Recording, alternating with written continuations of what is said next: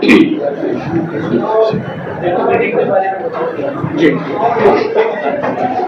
आज हमारी रोहतक जिला की एक कार्यकर्ताओं की मीटिंग आगामी 1 अक्टूबर को होने जा रहे विधानसभा चुनाव के सिलसिले में विचार विमर्श करने के लिए बुलाई गई थी। इसमें सारे जिले के कार्यकर्ता यहाँ पे आए हैं। उन्होंने अपनी भावनाओं से अवगत कराया है। इसी सिलसिले में मीटिंग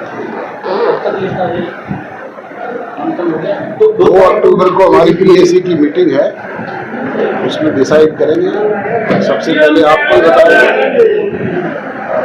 अच्छा जी, आपने अपने भाषण में कहा कि कांग्रेस और बीजेपी एक साथ और एक लाल इनकी आदत कसने की है, तो ये बाद में क्यों पता चलता है?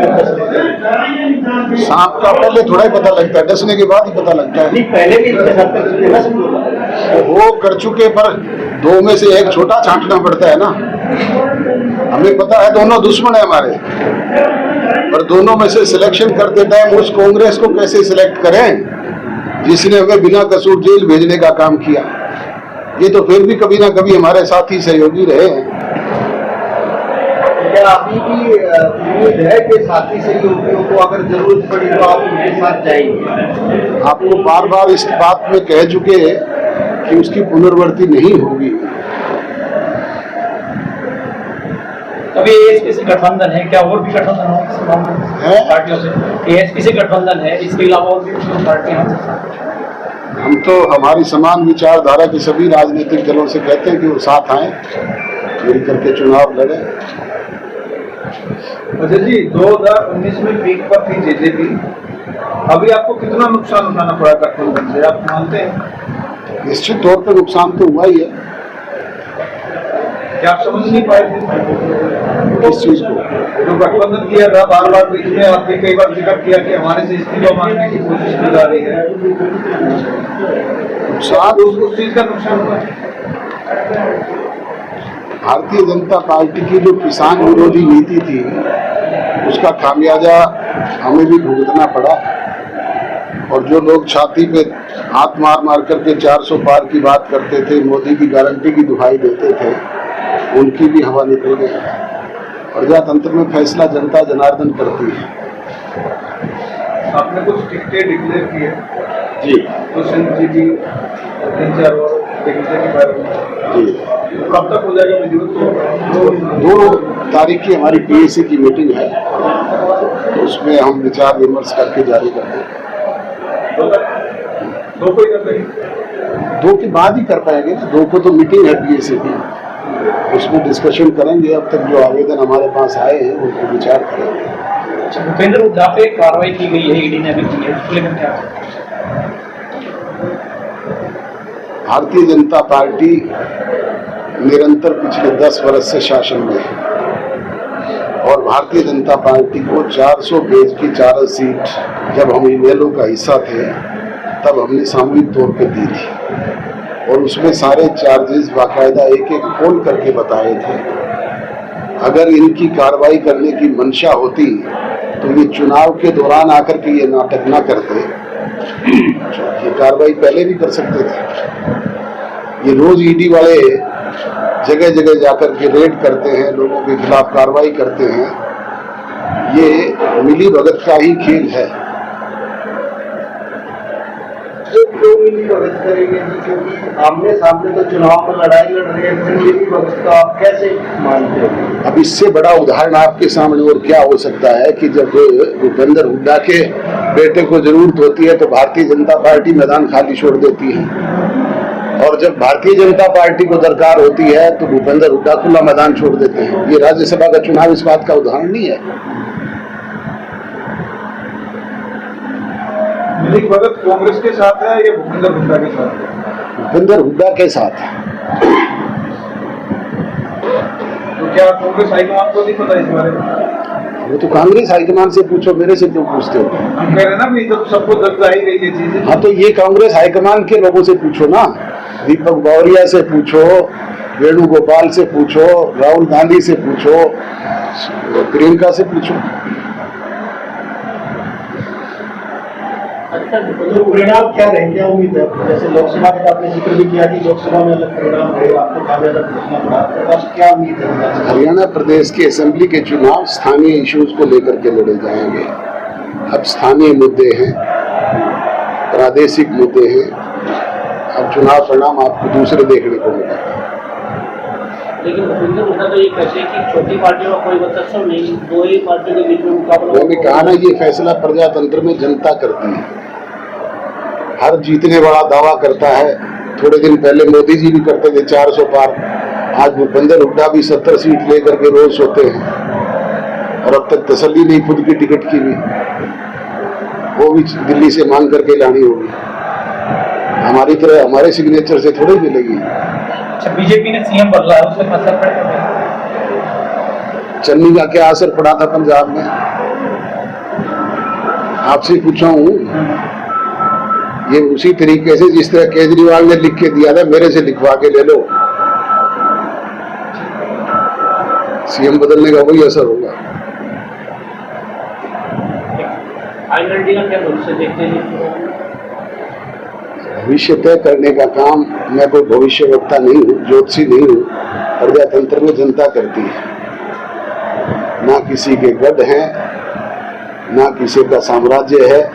फैसला जनता ने करना है।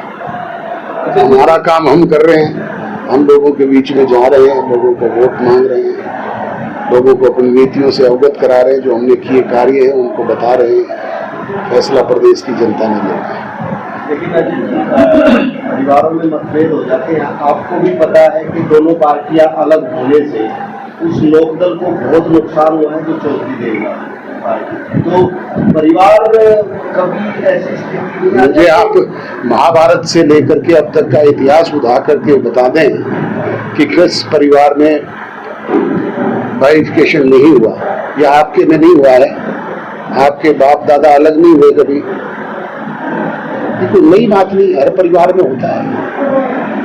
राजनीतिक विरोधता, मतभेद अलग चीज है, पारिवारिक रिश्ते अलग चीज है। कितने उम्मीदवारों की जीत का दावा करते हैं? ये फैसला लोगों ने करना है। हर राजनीतिक चुनाव लड़ता है, जो इंडिपेंडेंट लड़ता है वो भी जीतने का दावा करके लड़ता है। आपके नेता कह रहे हैं बिना चाबी के ताला निकलेगा। हमारा प्रयास तो यही है, बाकी फैसला लोगों ने करना है। चौधरी देवलाल ने पेंशन शुरू की थी, सम्मान का। आपका भी जो कॉमन मिनिमम प्रोग्राम बना बीजेपी के साथ गठबंधन का 5100 आपने वायदा किया था, क्या प्रयास नहीं किया गया? हमने निरंतर प्रयास किया और 250 रुपए पर ईयर बढ़वाने का काम भी किया। और अंतिम निर्णय भी हमारा भारतीय जनता पार्टी से अलग होने से पहले यही था कि वो प्रदेश के बुजुर्गों को 5100 रुपए पेंशन दे दे। वो 10 की 10 लड़े, हम उन्हें मदद करने के लिए तैयार हैं। तो इस विषय पे क्या स्टैंड था बीजेपी का? आज हरियाणा प्रदेश एक ऐसा राज्य है जहाँ देश में सर्वाधिक पेंशन मिलती है। भारतीय जनता पार्टी की तो 16 प्रदेशों में हुकूमत है, कांग्रेस की भी कई प्रदेशों में हुकूमत है। आज जो 6000 के दावे करते हैं, कोई 7500 की बात करता है। आप पूछ तो लो कि उन्होंने अपने शासनकाल में कितनी बढ़ाने का काम किया था। हमने तो निरंतर प्रयास करके 1000 रुपए बढ़वाए और हमारा प्रयास यही होगा कि बुजुर्गों को वो सम्मान मिले।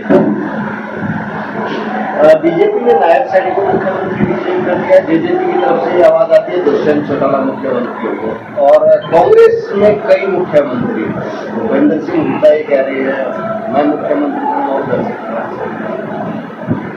शैलजा ने तो आज भी कह रखा है अखबार में कि मेरा विधानसभा चुनाव लड़ने का मन है, मैं तो मुख्यमंत्री नहीं बन सकती। तो ये फैसला तो उनके पार्टी हाईकमान ने करना है कि वो किसको डिक्लेयर करें।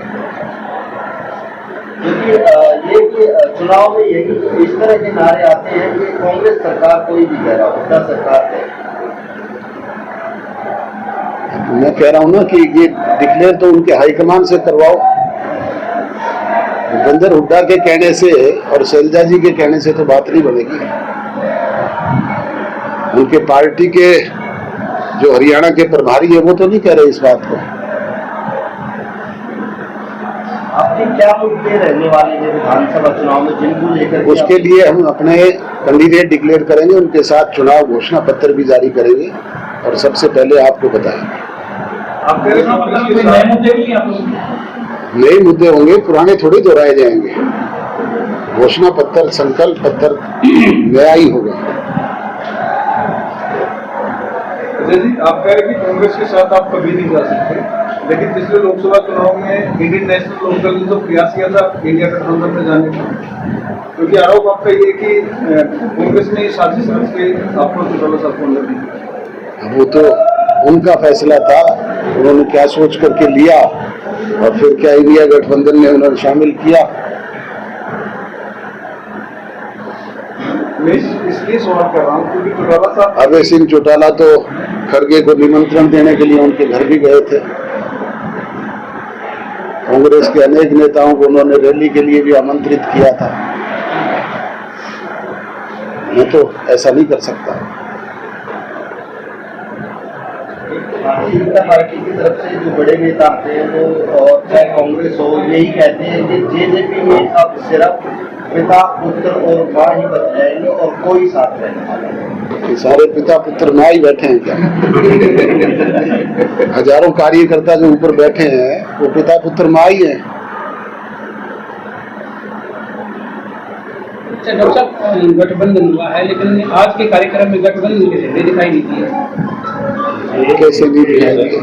ये केवल एक ही जेजेपी के झंडे दिखाई दे रहे, एएसपी के झंडे दिखाई दे रहे। आपको ऊपर जाके देखा है बैनर? जी, बैनर पे है लेकिन झंडे सामने मेरे बैठे हुए लोगों के गलों में पटके पहने हुए देखे हैं, उनको कवर किया है। ठीक है। Thank you.